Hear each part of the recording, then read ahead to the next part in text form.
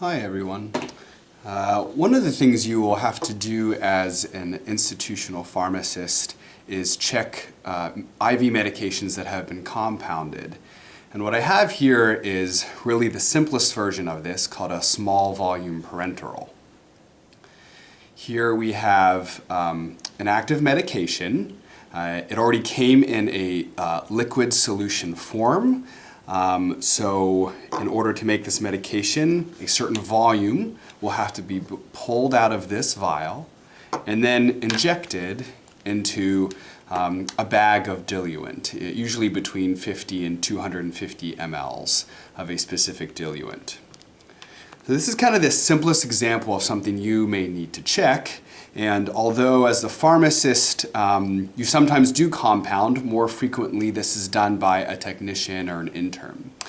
But you will be checking them. And one way for the person making the medication to kind of hand it off to the person who will be checking it is to simply have all of these elements laid out in front of them. So typically there will be a label either next to this bag or affixed onto the bag that tells you who the patient is, and then kind of gives the almost the recipe for this medication. So how much of the active drug, usually in a milligram quantity, how much volume and what type of diluent does it go into? Is it normal saline? Is it dextrose 5%? And then they will take the syringe they use to pull medication out of here and put it into here, and they'll have it drawn back to the say milliliter amount that they actually used. And so this way you can check how much medication was used and if it was the correct amount. So I typically think of this as really a two-step process where first I'm checking to make sure that the active medication is correct. Right, so the first thing I'm going to do is look at this and make sure this says acyclovir. I'm going to make sure this is what is supposed to go into this bag.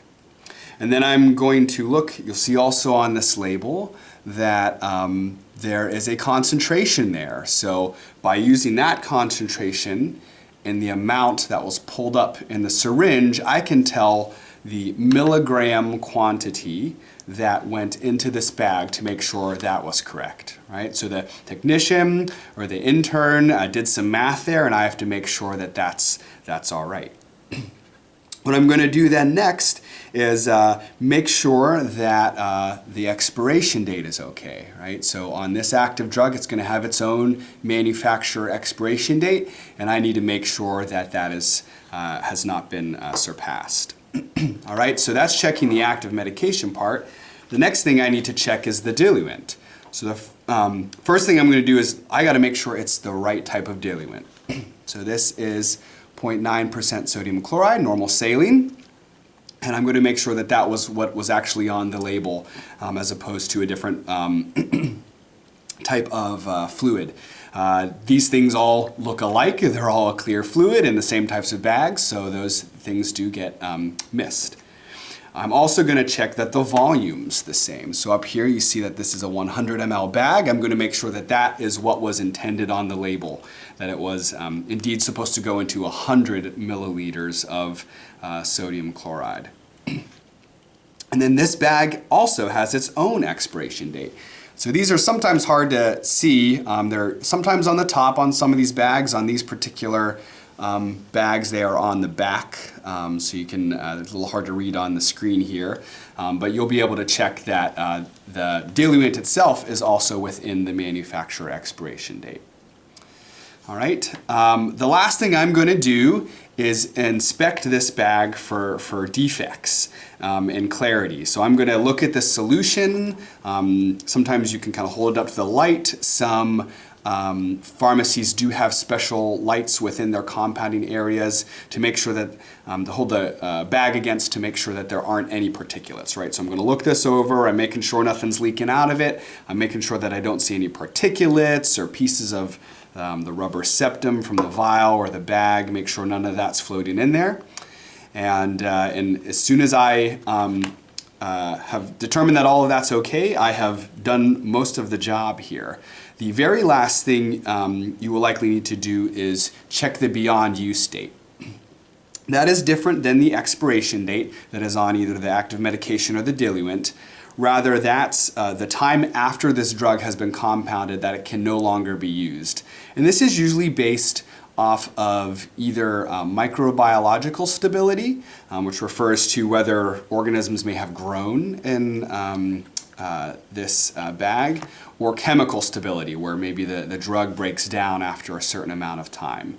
So usually we look at the combination of those two things, and whichever is the sooner beyond use date is the one we use. So maybe this drug is good once it's in here, maybe it's good for 3 days, but because we made it in a certain area, it's only microbiologically stable for 24 hours. We're going to use the 24 hours as the beyond use state.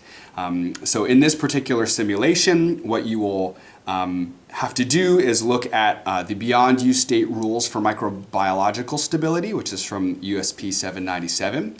And then I will give you package inserts for this particular drug, and you'll look at that to see if that tells you that the chemical stability is any different. You'll combine both of those and use the sooner date to be the accurate beyond use date for this.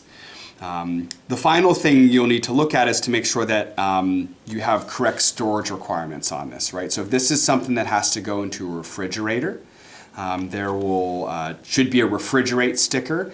Some things cannot be refrigerated because they're crystallized, and there are do not refrigerate stickers on that as well. So storage requirements would be another thing you would check on the label. All right, that is it.